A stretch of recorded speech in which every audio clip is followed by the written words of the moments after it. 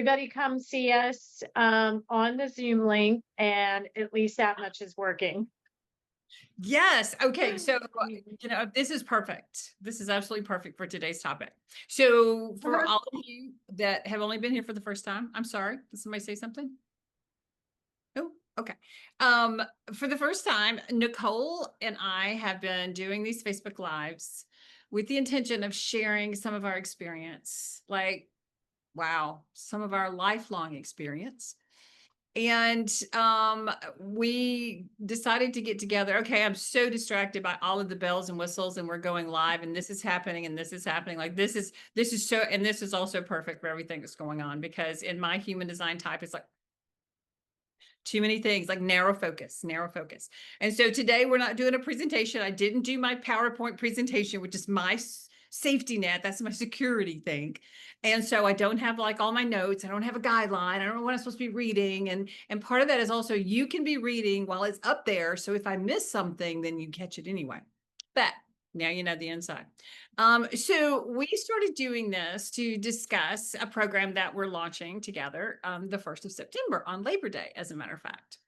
And without further ado, this is going to be live on my Facebook page. So I would assume most of you actually know me, but my name is Kim Benjamin, and I am an emotional intelligence coach. And I use human design as an assessment tool to support you to understand like how your energy flows and how it works. And then we take it from there. And then I get to kick it off to my beautiful cohort, Nicole Kaufman. Ta-da! Hello. Yes. Yay. And yes, I am Nicole Kaufman. I am founder and therapist at High Performance Counseling. I am a licensed clinical mental health counselor, have been for about 10 years, all things clinical, yet at the same time, I love human design as well. I think it is a fantastic tool, much like all the other tools that we have at our disposal out there to help us understand ourselves better, help us understand why we do what we do. And it's a way to interpret it. So Kim and I figured out that we, are kind of sisters in a way. We think very alike along the same lines for a lot of the things, even though we're oriented in, I'm on the clinical mental health side and she's on the human design side, but we come together like peanut butter and chocolate, and it works. And so we said, hey, how about we do the collab thing? And here we are, and co-creating a program that will kick off in September. So happy to be here. If it's your first time, awesome. And feel free to jump on and join us here in the Zoom chat. And we'll take it away. Take it away. What are we talking about today, Kim? I love this. Okay, so this is a classic, beautiful example of being able to use human design. So Nicole is a manifesting generator, which means she is just like multifaceted, multi-talented. She can multi-focus like a multi-mofo. And like I said, I am like singularly focused. So you'll notice that when I introduce myself, I said, hey, this is who I am. And I just expect you to know that. And Nicole like explains everything. So it's a beautiful way to actually see how human design energy types are very much alike. Because Nicole, I agree, we're very much alike. We have the same values, the same core beliefs. About using whatever you can to understand yourself better, because self-awareness is the key that allows you to use other tools to unlock things that aren't working in your life. So the project program, and I bounce around with names. I think that mentorship is probably a much more supportive way to call it. The alchemy room is a marriage of those two concepts of Nicole, as she said, being the scientific, logical, technical, proven therapy tools, and me being the, woo-woo, okay, let's try that kind of thing, which kind of goes along with how our Facebook Lives have been going, if you look at it that way. Yeah, So absolutely. This is our third Facebook Live, and we've been having a blast. Mm-hmm. Gotten lots of feedback and questions from some of the women. We started off, we call this Smart Women Wrong Life. And today we are actually talking, in response to your question, about purpose. We're talking about purpose without performance. So in our first one, we kind of tagged on perfectionism, passion, and purpose. And then last week we talked a lot about passion, like what ignites you, what psychs you up, what sets you on fire. And this week we're going to talk about purpose, purpose without hustle. And so my belief is that whatever you wanted to be as a child, whatever you imagined you wanted to create in the world that you dreamed about bringing forth, that ultimately reveals what your purpose is. That purpose isn't something that you chase. I see you smiling. Now, unless you want to be a rodeo clown or, a ballet dancer or a professional athlete. Now, it may be that some of those things have to be modified. But those things that excited you when you were a child, before you understood what the world expected you to do, before you understood what society expected you to do, before a lot of the wounding took place, I believe that our purpose is just natural to us. It's just instinctive. And it isn't something that we chase, although I feel like we do. Just like I also feel like we chase passion because we attribute passion to being a certain excitement, a certain thing that we have to feel. And if we're not feeling it, then we keep doing something. Because as humans, if something isn't comfortable for us, my experience, and you can definitely chime in and veto or agree, Nicole, is that we want to do something. If we're uncomfortable, we want to move through that discomfort, that pain, that fear, whatever it is, and we want to do something. And human design is based entirely on your body's wisdom. It is flipping societal norms around, because I very firmly believe, and actually have some statistics to prove, but don't ask me to bring those up right now, that all of our actions, all the actions we take are based on our feelings. Like I said, it's either a desire to avoid feeling something, or it's a pursuit of something we want to feel. And so all of that is stored in our body. Books like The Body Remembers, all of those things are stored in our body, and they get locked up by our shoulds and our have tos and what we're supposed to do. And good girls do this and they don't do that, and they don't ask for this, and they aren't demanding, and they aren't whiny, and they aren't needy, and they aren't all of these things. And so we go into this persona of who we think we're supposed to be.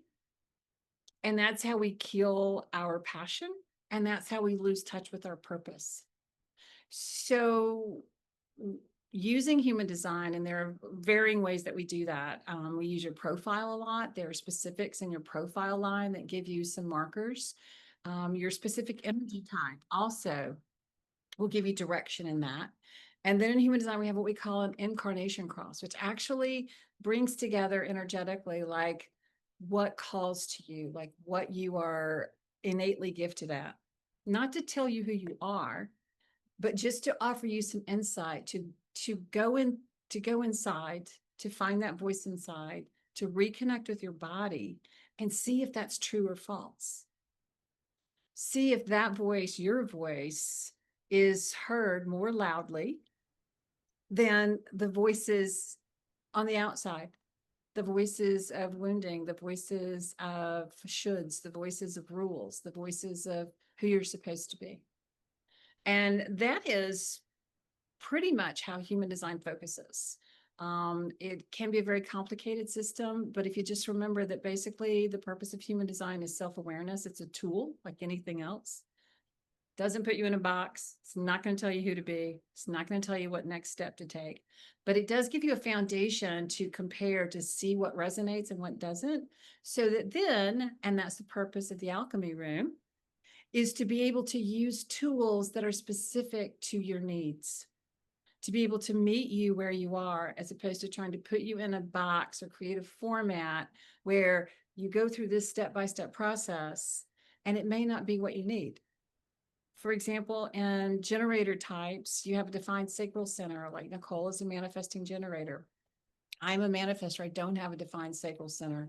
So I do not do things every single day consistently. So something that requires me to show up every day for 30 minutes, just go ahead and shoot me now. Just, I'm done. I'm not going to do it. I'm not going to do it. I have spent so much money on programs that required that of me, that told me if I didn't do those things, I couldn't succeed because I wasn't consistent, wasn't determined, wasn't committed.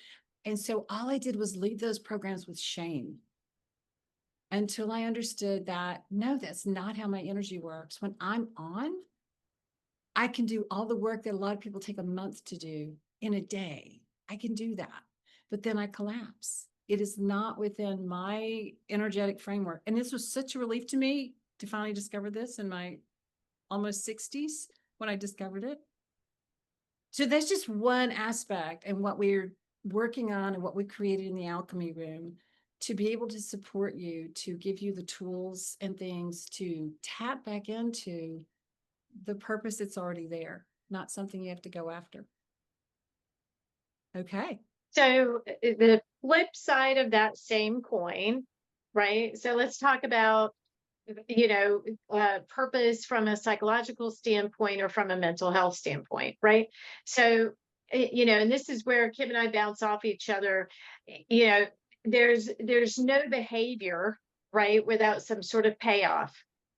And Right. that payoff can be, what do we get to do, be, or have? That payoff can be a certain feeling or a certain way that we get to see ourselves, right? As a point in that. When it comes to purpose, as Kim says, we're all driven to do something. I think most of us are pretty much action oriented people. Um, and so with finding that purpose and especially as women, and I don't want to boil everything down to male female roles, but at the same time, we as women are fighting societal roles on being career person, career woman, wife, mother, caretaker, daughter. In all of those words that I just said are capital letters because underneath them, and I know that everybody watching this knows that there is a certain battery of expectations underneath that and what it looks like. So, how do you, from a mental perspective or from a mental standpoint, negotiate what all those categories are and then have a life for yourself if we're fulfilling these roles or if we're, trying to decide who we want to be in those frameworks? It gets really complicated really fast. And so figuring out what your purpose is, what you can do versus what you want to do, which is what versus what you are driven to do.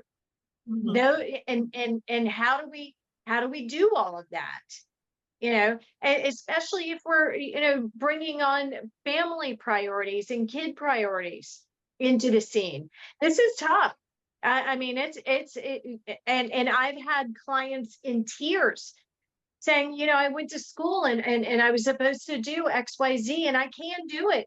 I can do it really well. I got all the certifications, but I'm not feeling fulfilled. This Mhm. feels dumb to me. Or they have a life event happen and they're just like, okay, now working just feels stupid. All of this for what? Why am I even here? So Mhm. figuring out what your purpose is and not necessarily whether you're getting paid for it or not, but whether you're feeling fulfilled about it. And as we move through our lives, I can't even tell you how many jobs I've had, how many careers I thought I would pursue. Because, yeah, this was the new thing that I got really interested in. And so, only now in my 40s, 50s have I figured out like, okay, this is where I'm meant to be. And there were certain things, and I'll talk about them later on, as we enter into this discussion, that bubble up for me that is like, oh yeah, here's the indicator that this is the right fit. This is how you know. This is how you know what you were meant to do. And I'm not gonna lie, have searched and searched and searched. And you know, and I'm not saying I failed at every one of them. I didn't. I did exceedingly well pretty much in most everything I've tried to do. Mhm. Um, but right, I mean, and not to toot my own horn or anything. I could do the things that I set out to do. It's just that some of them left me, you know, purposeless, or I was like, well, this is dumb. And then others, you know, I was like, my cup runneth over, right? So there you go. Well, I just wanted to interject a personal story of how we met, of me doing a Okay. program. You were an integral part of this program, and you were pouring your life's blood into this program, and were Mhm, exhausted and depleted mhm, because you were fulfilling the life purpose of someone else, and everything that you were contributing was then being used in a way that took away your purpose, took away your passion, took away all of the things. And you know, as a single mom at that, like I'm saying this from experience. When you were saying that about gender roles, it's so true, because I was laughingly talking to my son who's 33, and we're talking about my long-term care. And I said something about, well, blah, blah, blah, blah, blah, blah. And he says, I'm not going to do that. And I said, wait a minute, you're not going to feed me applesauce when I'm in a nursing home? And he's like, no. And I said, well, thank goodness you had a daughter, because who becomes the caretakers of both generations, the children and the parents. I mean, I was the caretaker with my mom and my dad. You know, not that I was the sole caretaker, but then you do, and you question that, like, what is my purpose? I'm here with this person I love who's passing away. It makes you question everything. Like, why am I here? Why am I on this grind? Why am I continually doing exactly. that? Like, I've busted my chops, and yeah, here I am. And what do I have to show for it? So Exactly. we wear a lot of hats and have a lot of roles. And Hmm. do you find that that inner drive, that thing is still inside? It still pulls you to keep looking. You said that you've done searches forever. That's so like me. That's why I think we're so instant, like, yes, yes. Because Hmm. I've taken personality assessments since I was like probably 15 years old. I mean, my Hmm. mom had me reading positive thinking books when I was 18 and 19 years old. I mean, I've been on a search, man, you know, and I'm in my mid Absolutely. 60s now. It's like I could have 5 PhDs if I could account all of that. And just like you, I had Mhm. multiple careers, because you're looking for that thing that fulfills you, that also sustains you. So you have one less role. Right. Right. Yeah, and it gets confusing. And that's you know, people think about purpose, and you know, what immediately, you know, it springs to my mind is like, who can I help? How am I helping? Right? Yes. How am I helping? And you know, that is something that I'm wired to think. um but helping can take many different forms, right? I mean, if you're an artist or a painter or a creative, you know, is that helping? You know, helping just doesn't have to be you're a paramedic, right? Helping can be, you know, you are helping the world to see beauty. You are contributing, you know, to the world in a different way, and helping them see XYZ that they Right. wouldn't ordinarily see if you didn't have your paintbrush in your hand, right? Or if you weren't dancing on stage. So all of these, it can get really confusing as to, okay, well, what does that look like? So you know, and if you're not helping, does that make you selfish, right? If you're not helping and or contributing in some way. But my argument is, even if you are contributing your art, your talent, your voice, your energy, you know, that is a help. So the helping is checked off. You don't have to turn it around and sell yourself on the idea that you are worthwhile. It is what you are doing, whatever that contribution is, as long as you're okay with putting it out there, it is a worthwhile thing, more than Mhm. likely, Mhm. right? Yeah. So, Kim, why don't you talk about, can you talk about how, like, the five different types, what your profile, you know, it holds clues, you said. So, how does that I mean, can you like get into it more about Sure. it? Because what we're going to do is figure out what your profile is first, right? And then everybody comes, everybody's a different cookie cutter as far as how their profile and what shows up for them when it comes to purpose. Can you talk about that some? Sure. So in human design, there are what they call 5 energy types. There are generators and manifesting generators. There are projectors, there are reflectors, and there are manifestors. And so each different energy type, basically, what that simply means is that you flow with a different type of energy. As I said earlier, like you being a manifesting generator and generators, your purpose is to find the things that light you up inside, to respond to what ignites you inside, to respond to something external, a situation. Great opportunity, like talking about what we're doing together. When I sent you this information, I said, hey, I'm putting this together. I'd love for you to look over it and be part of a beta test with me and decide whether you'd like to be participate or whether you'd like to co-create. You remember? So that would be an Mhm. example of like me as a manifestor initiating, because my purpose is to initiate. My purpose is to set something up, to spark an idea. And it isn't necessarily to stick around. That's something that I've done all my life. And that's part of that consistency, dependability, commitment thing that's been like a walk of shame for me, that I thought I'm failing at this. Even as a mother, when my son was little, I thought, poor thing, because children feel more secure with consistency. Fortunately, his dad was consistent because I wasn't. I never am. Mhm. And that's been the most freeing thing to understand. So, my purpose as a manifestor is to initiate, to start something, to bring an idea. And then for generators and manifesting generators to respond if it lights them up, to respond to things. A beautiful example also is like Christian is a manifesting generator. And when our dog whines, he cannot resist responding to the dog. I don't feel that way. I don't feel the need to respond to him. It's like, it's not that I don't love him. It's just that that isn't part of my purpose, is to respond. For projectors, their purpose is to evaluate what is going on and then to offer us a better way to do it, an easier way to do it. Manifesting generators like you actually are very fast and they offer shortcuts. So then there's reflectors. They're very rare. They're less than 2%. And basically they reflect back to us what is actually going on. Because, we have a persona that we put forth and we very often convince ourselves that's who we are. And have you ever noticed how other people can see things about us that we can't see? And we can see things about other people that they can't see. So a reflector is someone who can see these things and actually reflects back in actions and behavior. From there, you go into each person has a different profile. And profile lines are 2 numbers. For example, a 5-1 profile, their purpose is in guiding and reforming.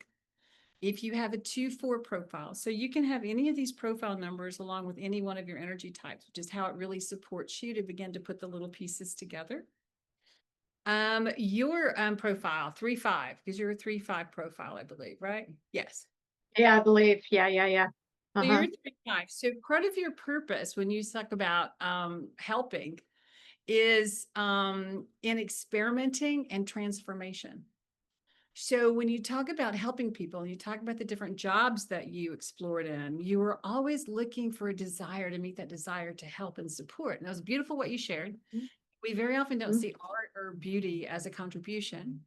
So we negate that as being helping or supportive. But yesterday was kind of a funky day for me, and I spent a lot of time making music playlists for our upcoming mentorship.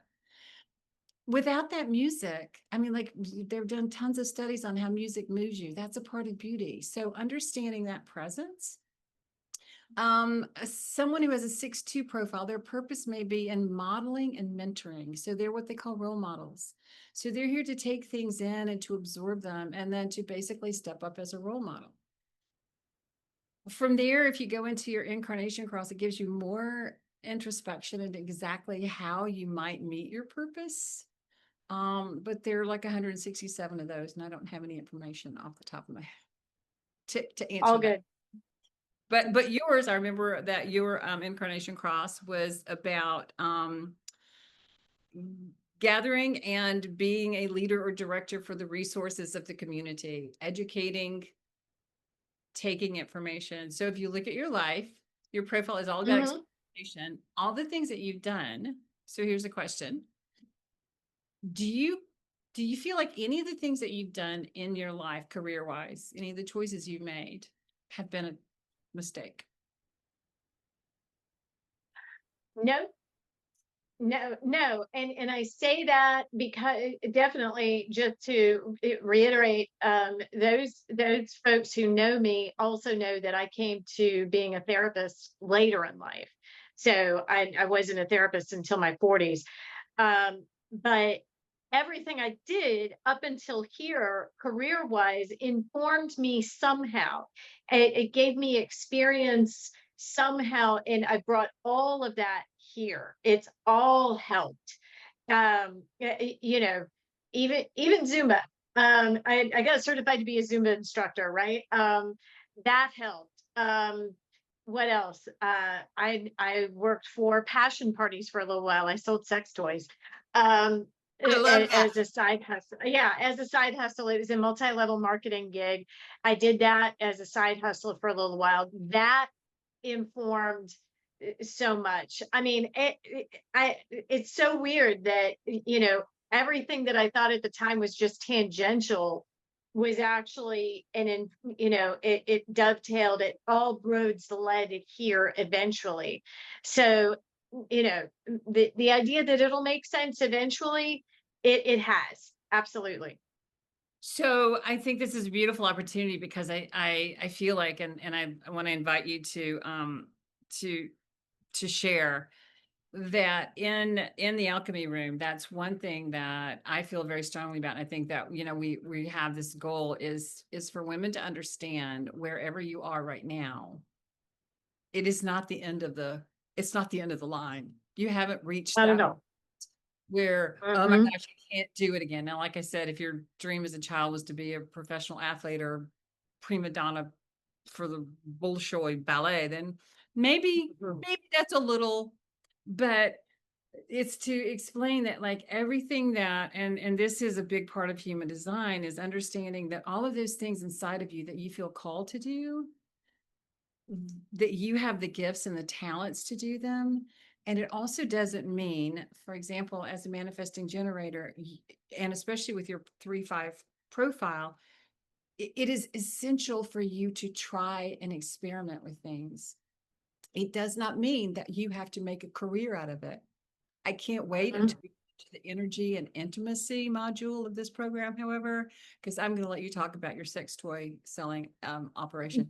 So, I mean, it really, truly, that is what that's the message that we're here to share with women, is that your your passion and your purpose are still there. They may be buried under a relationship that's not working, or buried under a belief that you'll never have the relationship that you want, or buried under a belief that it's too late, or you're not enough, or you're too much. And honestly, wouldn't you like, wouldn't you agree, Nicole, that like it's it's an internal like sense of peace over guilt over the things that you've done, that it is more about allowing those things in your past to be a beautiful story of how it brought you to who you are today. And like you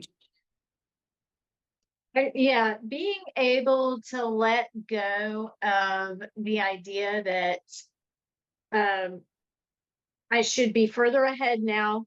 I should be further ahead, right? That dogged kind of, why haven't I, accomplished more, or I should have known. Yesterday was a time with some clients of mine, and that was like yesterday's mantra. I should have done this sooner. I should have gotten out sooner. I should have made this change sooner. I don't know what I was thinking.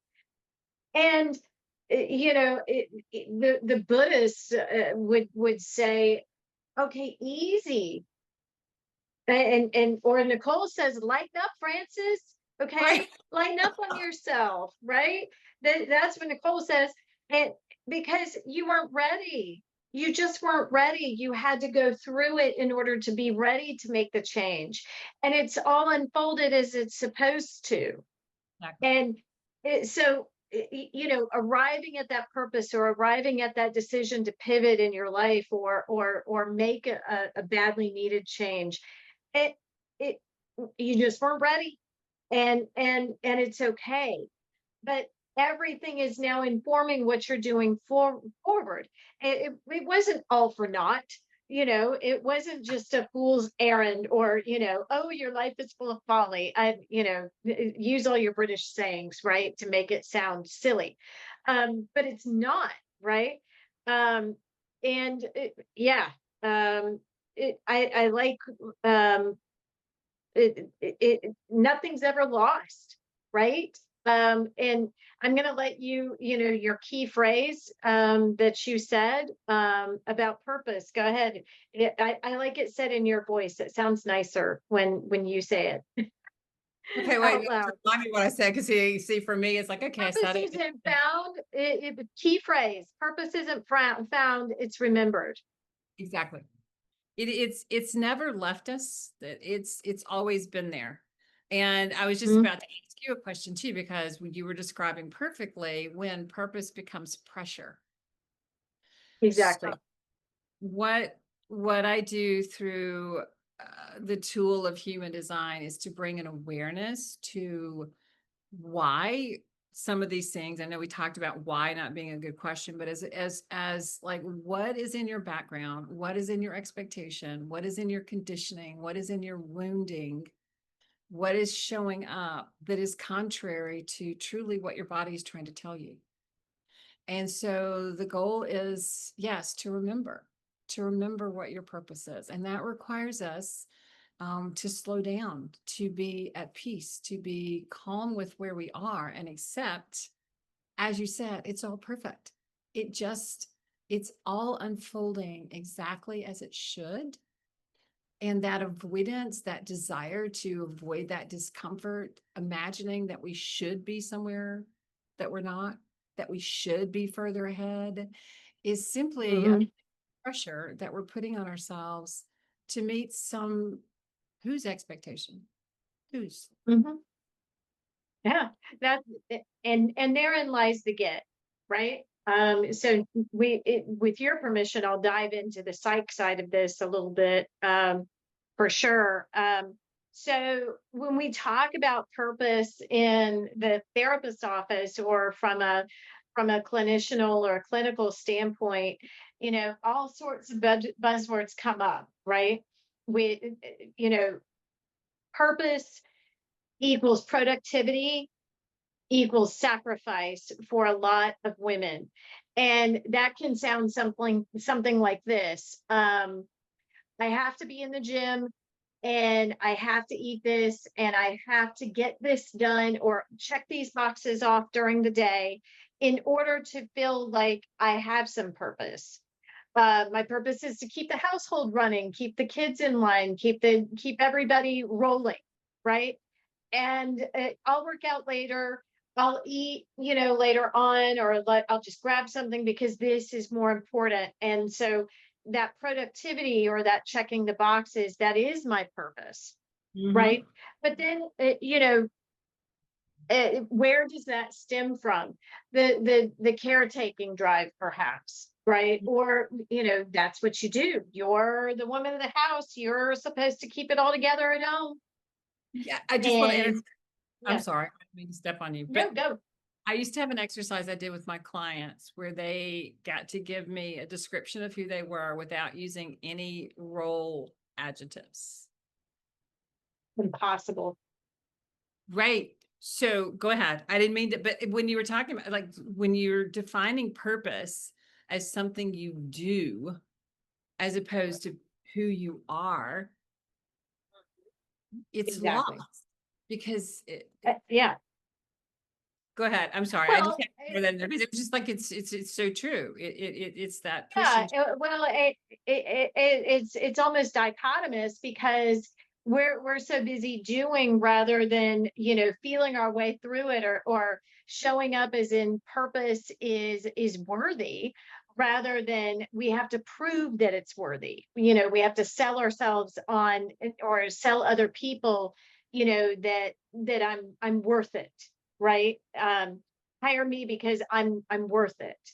Um, and the childhood messages, right, that we got, be useful, right? You know, make yourself dependable. And absolutely, you got to be a good girl. Oh, We got to my be a good girl. my We got to favorite. be a good girl. Yeah. Yes. Dude, my favorite, my stepfather was an attorney. And so his favorite phrase was always engage brain before opening mouth. Now, Mhm. the challenge to that is, especially now that I really look at my human design, the challenge to that is basically when we tap into our mind, we forget that our mind is where our memories of wounding, our relationship experiences, that's where those things tell us our stories. That's where those stories begin. So that Mhm. concept that we have about always,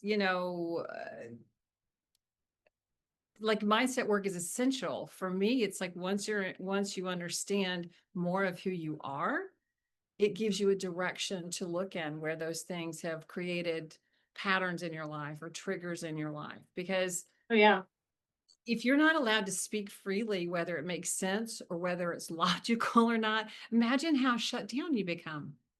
And so then Oh, everything that you, yeah. yeah, you're Yeah. too emotional, you're too sensitive, you're too overreactive, you're too this. And so Mhm.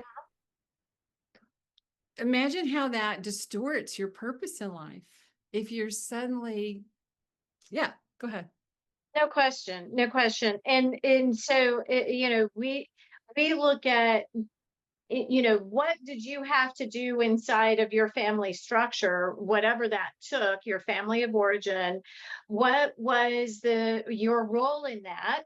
You know, first of all, so we look at, you know, family theory, you know, and what roles and who carried what in that family.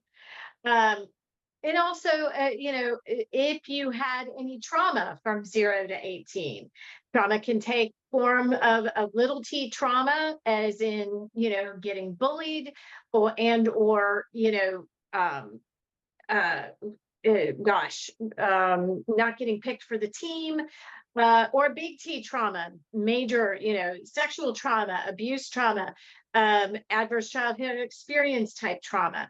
And what we have to remember, though, that what was little t for one person can be big T trauma for another person, because we're all special snowflakes, right?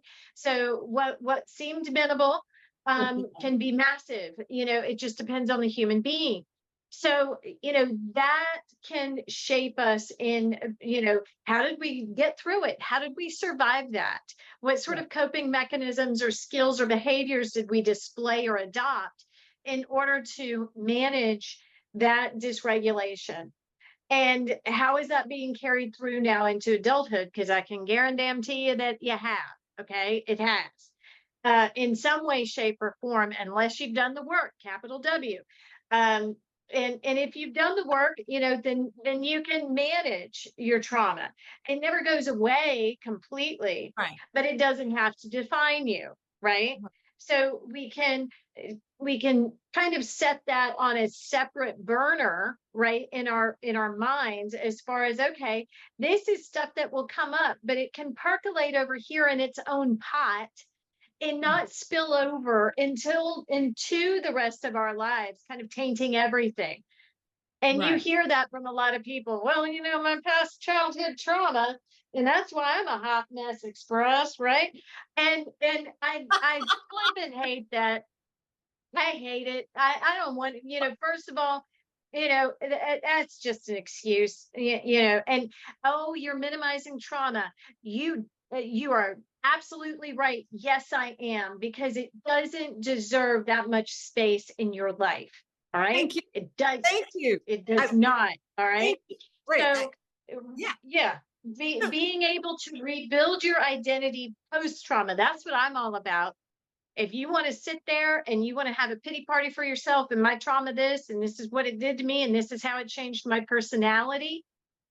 Well, there are lots of therapists who will take all your money, all of it, to hear that story over and over and over, week after week, and they will chime you on and cash your check. And I am not about that life, right? It is about rebuilding beyond that. And, when you strip all that away, that's when purpose becomes more clear, more justified. You don't have to be guilty or shameful about it. Right. This is what I want to do, and this is who I am, right? Not because of my trauma, but in spite of my trauma, right? So, once you've gotten there, and come with us on this journey once we start in Labor Day, because you will learn so much about us, and I apologize ahead of time, but about our special snowflake. you I know just want you to say that again. I just was cracking up. well, when you finally gotten there, when you've gone through all it, pinballed around the different careers and the different, here's what I think I could do, want to do, but yeah, it's not quite it, it's not it. Um, Once you've found real purpose, how do you know? All right, so for me, and I for me, time stands still. Time stands still. And there's a huge word. It's when you're in the zone, basically. And there's this really fancy psychological word that sounds crazy and means absolutely nothing. But it actually, what it means is that you're just in the zone. And when you're in the zone, it's like when Michael Jordan is on the basketball court. It's like when you are at your height of just, joy and purpose and alignment with who you are. Everything just stands still, and the matrix, the numbers start falling. Okay. I'm referring to the matrix, like the movie. I understand. Yes. I got it. Green. Yeah. I got it. So that sense of peace, the pull, the pull into the content, we could have, and that's why, I mean, unfortunately for everybody else, I could talk about this topic for days, it could go on for days. Uh, but I have a pull, I have a passion about it, and, my sessions with my clients, most of them zip by like nobody's business, because I get drawn in. I have a passion. Where can we go with this? Okay, I'm pulled in. And then, you know, again, the expansion of it. That's why I can talk about it for days.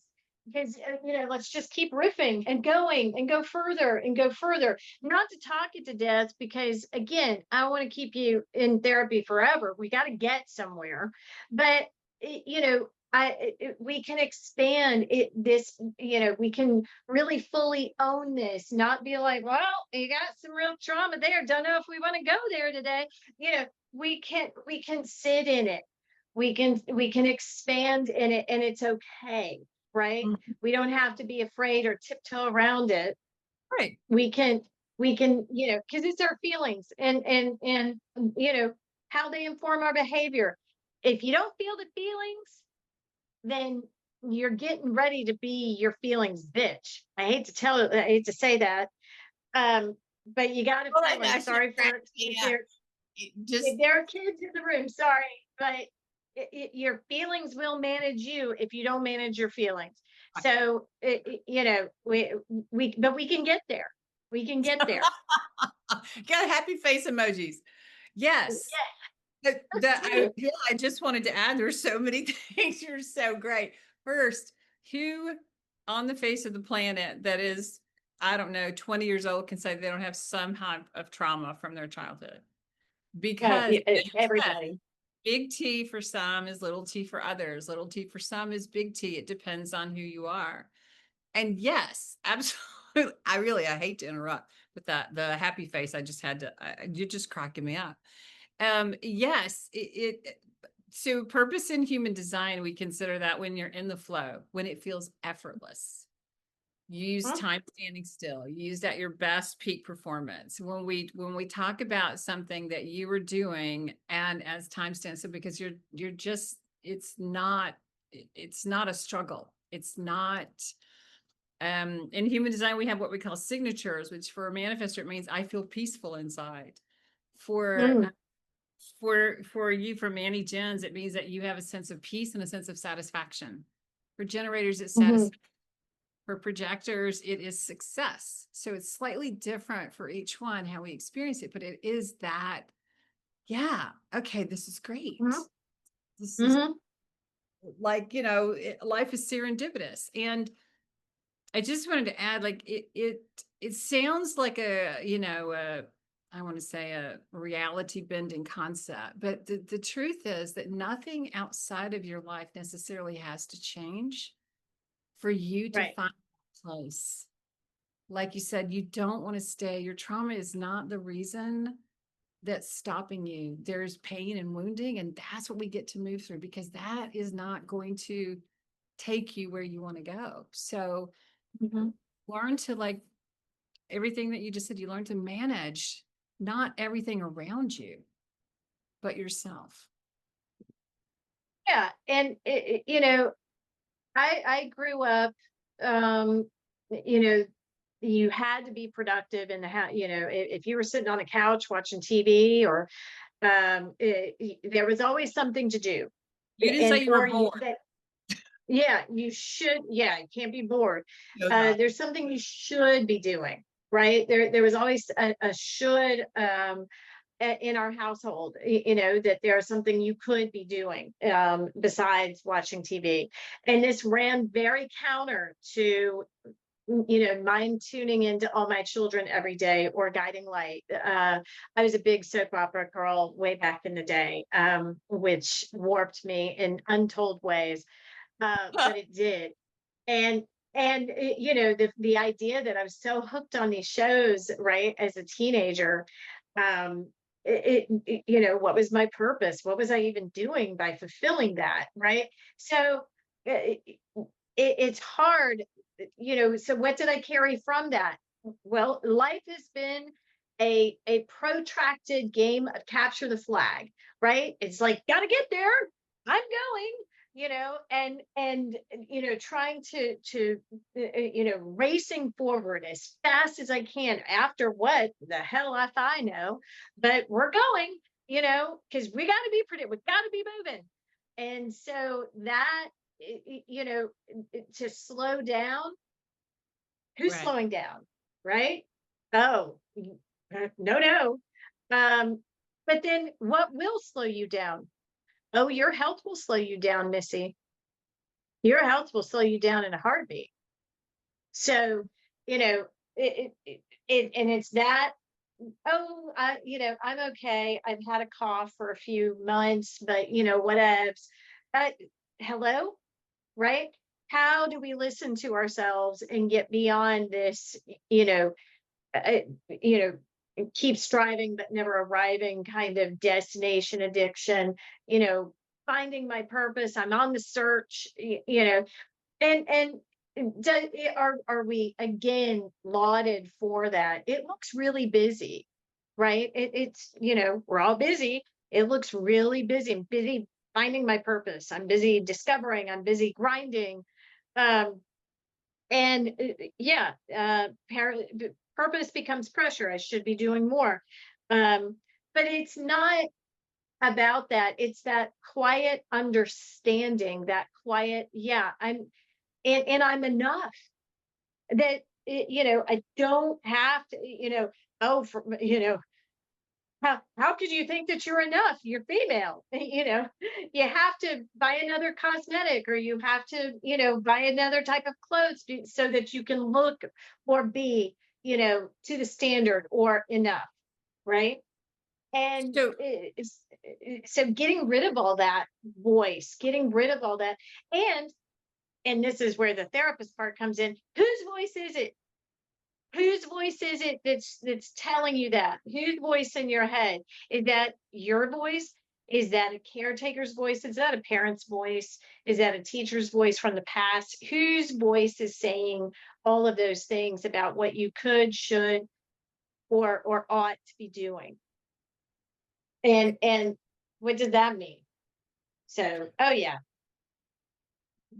That's absolutely, like, I love that you brought that up, because the question that always comes up for me is, like, of all the voices that you heard in all of your life, why are those the ones that we hold on to? Mhm. And Yeah. And yeah, the approval seeking, because what if your purpose doesn't measure up? Then what? right, right. But that's, I mean, that's really, that is part of the concept. Someone said this to me the other day, and it was a concept that was just so, like, mind-blowing to consider. I believe it's what we secretly all want to feel as women, which is your presence is a gift. Oh, yes. To be seen, to be heard, to be validated, to be cherished, to be valued. Oh, give me all of those. My clothes will come off, right? I will be, I am yours. I am yours. Do that and boom. Yeah, totally there. Right. Totally there. That is the ultimate connection, the ultimate play for intimacy, the ultimate bid for connection. Absolutely. So how do you think that,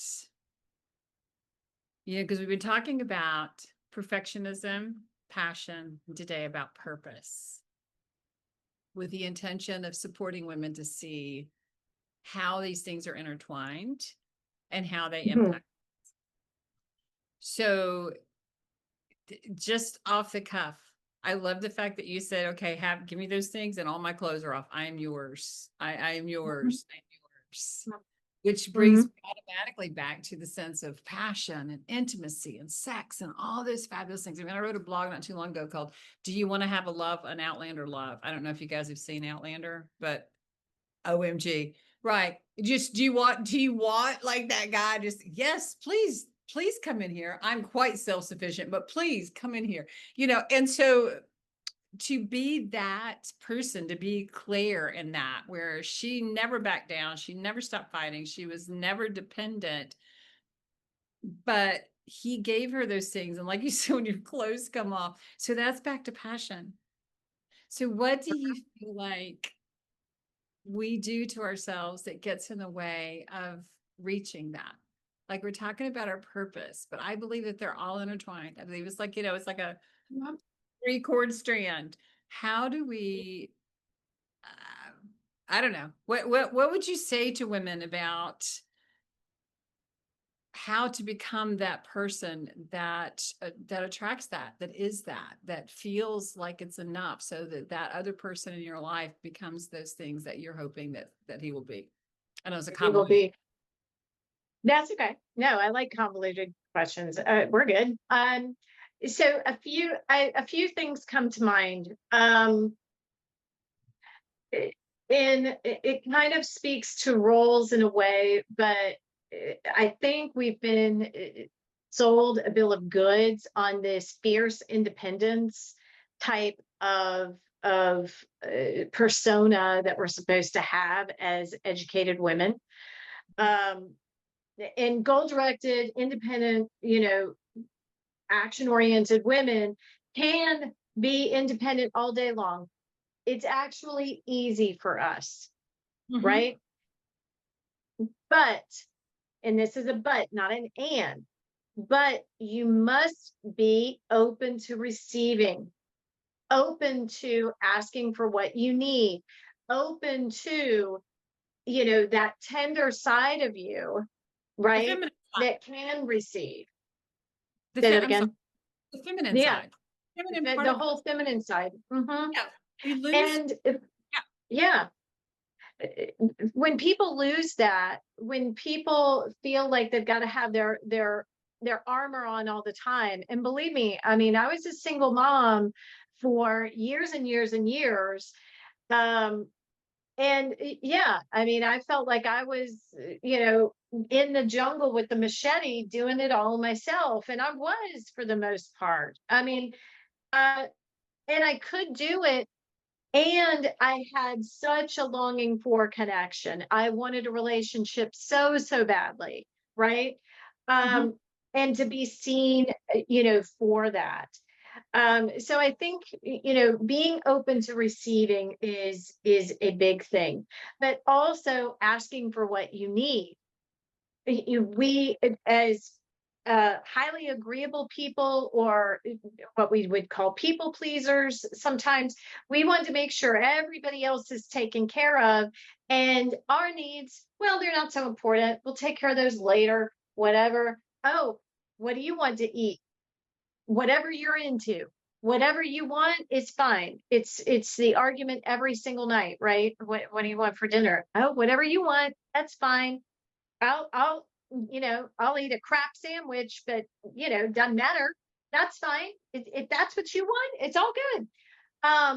And you know, for some of us, that's a great start, is to start naming restaurants, honestly. Um, and get more into it. Start. I could eat here, here, or here. Pick one. Choice within limits, right? So and how does that relate to purpose? But it relates to kind of stepping in and advocating for self, and that what you want and what you want to eat is fine, is actually acceptable, right? That's a perfect So time. Yeah, I didn't go ahead. I didn't mean to cut you off. no, no, no. I was looking at, and I mean, I could so enjoy just hanging out and talking like continuously about this, but I think that that's Hmm. perfect. That's a perfect, um, reasonable step that someone can take. And I don't know if you know, offered any of those today, and you've offered several of those, but picking 3 restaurants that you would like to eat in, what does that do? That is you actually being in feminine energy, saying, I have this need. Would you meet this need? Would you offer this to me? Is you know, is the pleasure of my company enough so that you would like choose from one of these 3, instead of just automatically going, well, I have to be agreeable because it's more important to him, you see, because that's the mindset. And purpose, how does that Hmm. take purpose? That ties hugely into your purpose, because that means that's a great indicator of how are you seeing your purpose. It goes back to that, like, are you seeing your purpose as only what you can do, what you can give, you know, who you can be to this person, do for this person, as opposed to understanding that your purpose is like something inside of you. And yes. And I think that's what, when I said that about the Outlander, that for me was like, I think that's also a big thing, because she couldn't take care of herself. So she had Right. to depend on him because it was a world that was foreign to her. Hmm. So Hmm. imagine in everyday life, if we could trust ourselves enough to be able to trust someone else to be there to do and support us in ways that we need. Because I've been just like you. I mean, I've had that same experience of, you know, you're doing it all and you feel like you have to do it all. And it does, it shuts down your femininity so that you're afraid to need something, is my experience. And yeah, and can I also just riff on that a minute? And I know we want to get to Q&A if there are any, but and two, when you do that, guys love it. Guys love that. They love to be in that masculine role. And you know, when you keep saying, "Oh, I got it myself," or I'm just doing everything and that's all there is to it, then they're just like, "Well, then what is my purpose?" Right. Right? So it's almost like you can help him solidify his purpose as you solidify yours, right? Right. And yeah, maybe it's a little role or gender based, but my gosh, you know, it, they like to lift heavy things. They like to do things, right? I mean, Yes. they like to do things. Yes. And when you say, "Yeah, I got it" all the time, well, you know, they're just like, "Well, I guess you do." I mean, Yeah. what choice are they left with? Oh, well, he should know. He should know. No, oh No, my no. gosh. Oh yeah, I could go crazy on that. That's what Okay. you do that. And guys are just like, just tell me, just tell me. I mean, it's like point A to point Mhm, B. Here, I see this, I see that this gets to be done, this gets to happen. Yes, totally agree. We totally mhm, sabotage, I feel like, so many of the things that we want because he should know. I mean, do you want a partner that can read your mind? There are things in my mind I don't want my partner to know. It's like I don't want someone that can read my mind. Don't try to predict mhm, what I need or it's great to be thoughtful, but that's a great indicator of, like you said, taking away their purpose. It's a great indicator that maybe we aren't open enough. Maybe we aren't allowing them in enough. Maybe we aren't allowing for support. And are you getting resentful because mhm. you're not getting it? Sorry, There I you just go. Yeah, yeah. Oh, yeah. We could totally go down the rabbit hole on this for sure. So it's not just a you thing. I mean, you not having your purpose or you not being comfortable within that does affect other people, and it yes. can affect your relationship in ways that you may not have thought of, because and they're just going to leave you alone, right? They're just going to leave you. Okay, well, and then everybody's at a stalemate. So we don't want that. We don't want that. Um, so talk about the alchemy room for a minute, where we go deeper. What Okay. are we creating?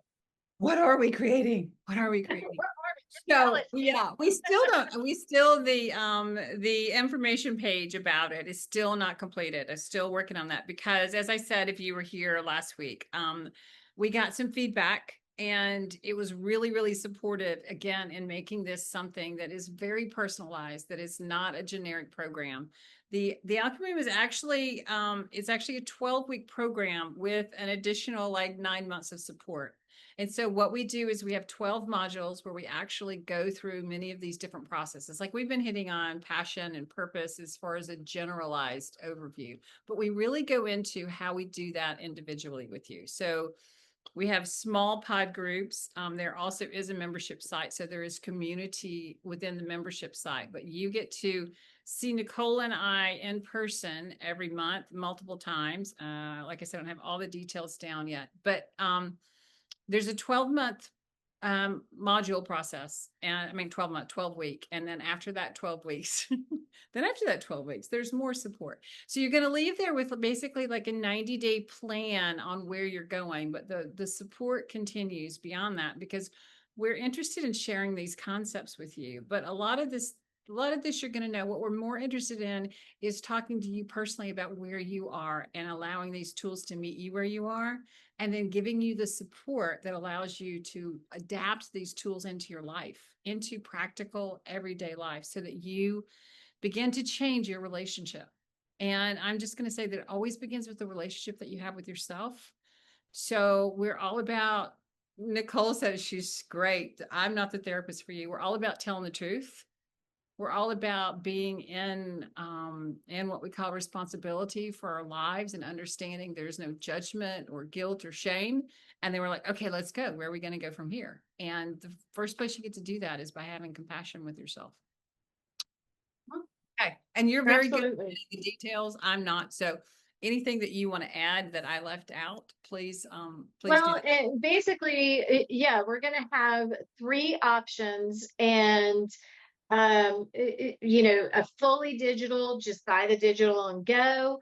Then it's a hybrid situation that you could kind of get into if you wanted, the digital plus, some interaction with us. And then like, the full mentorship, the full, you get Full you get VIP, all of us. fluffy Yes, towel kind of thing. VIP, the red carpet treatment, you get all of us all the time. It's going to be insane. But it'll be a really fun experience. I can guarantee that. Lots of laughter and lots of this. Um, you've got basically three options, and I think we're going to offer like a step up. So if you're like, oh, I'm just going to do the digital. I'm good with that. But then I'm like, oh, you know what? Some support might be nice. Then you can step it up. It's not a one and done type of thing. So, wherever you are on that continuum of the support that you need, we're definitely there for that. We've got bonuses coming, gift box, journals, books, all the support materials you could possibly want. It's going to be there. It's better than cats. It's going to be amazing. So uh, all the things we explore, but and we can riff on the concepts all day long. It just like Kim said, and what I want to reiterate, it's like, how does this translate into your life? Because we can pontificate and go around, and wouldn't it be nice if all day long, but how does it translate into what you're doing, your current relationship? Because you don't have to, people are like, oh, can't get into another relationship, got to sort out myself first. Absolutely not. Your relationship now, as spectacularly flawed as it might be, we're going to get you to show up differently. Can guarantee you that. So, all the things, how does it translate? So we want to take all these concepts and make them actionable for you. And that's the idea. So all this to say, I want to add one thing. That's where we're at. I'm sorry. Yeah. And this is the question that I would like to answer for women. And this is not, I just want you to take this under consideration. If you are in what is a very painful relationship right now, in my opinion, my belief is the worst thing you could do is just leave that relationship right now and start to work on yourself. Because the truth is, a lot of that wounding happened in relationships, maybe not this one, but in relationships. And that's also where a lot of the healing can take place. So whether that relationship actually continues or not, getting yourself to a grounded place where you understand your separation from the relationship and from him. Because in my work, it's like it's three things. There's you, him, and there's the relationship. And so when you begin to understand who you are inside that relationship, how you're showing up inside that relationship, what the things that have happened in your past and all of that, and you get a better handle on those dynamics, you're in a much healthier place to make a decision about that relationship. Because as you change, because Nicole, you said this a little while ago, having your purpose and finding your purpose isn't just about you. It's about everyone you touch. Everything we do touches someone else. We do not live in a vacuum. And so as you begin to change and shift and have more awareness and practice these tools, that relationship will change. And you will have the clarity to understand whether it is a relationship that is healthy to continue, or whether it's shifted enough and you've changed enough and everything has molded into this new behavior that it is a relationship you do want to stay in. So I'm always real hesitant with like if you can stay where you are, it's not an abusive relationship, and I'm not at anything like that. But if you can stay where you are and begin this work now, my personal belief is that it is so much more supportive. Because we tend to fall back into relationships based on our wounding until we heal the wounding, and we don't usually do that when we're single and moving into looking for another relationship. So it's a great springboard if you're in that relationship. Watch what happens when you change. Watch how flowers bloom when you begin to be watered, literally. Mm-hmm. Yeah, you said it. I'm good with that. Our one participant had to go, so I think we covered it. We've been, batting this around for about what we said, about an hour and a half. So, I'm trying to, is there anything that I haven't touched on that you think, oh, this was such a Swiss cheese black hole that didn't get covered? Is there? Oh my gosh, no, you did such a thorough job. I mean, like I totally don't follow a diet. I mean, so thank you for actually covering some of the things we discussed wanting to cover and asking. I followed the script. I followed the outline. It's all done. Yeah. Wrote it. It's there. It's not on the slide, so I don't have to read it. So yeah, I'm all done. Okay. I can't think of anything unless you We are coming back next week for kind of a wrap up, and actually, Yep. yeah, I want to get busier and like actually reach out and personally invite some people. I didn't today. So this is going to be live on the Facebook, and then I think it's going to be posted on YouTube, and people should get it via email and things like that. So I think Good. that's good for me. Yep. Come on back next week and we'll be here chopping it up once again, as they say. Oh my goodness. Yes. I special snowflake. There's some of your phrases that just, Oh. yeah. Crack. I'm full of them. All right. And that's a wrap. And that's a wrap.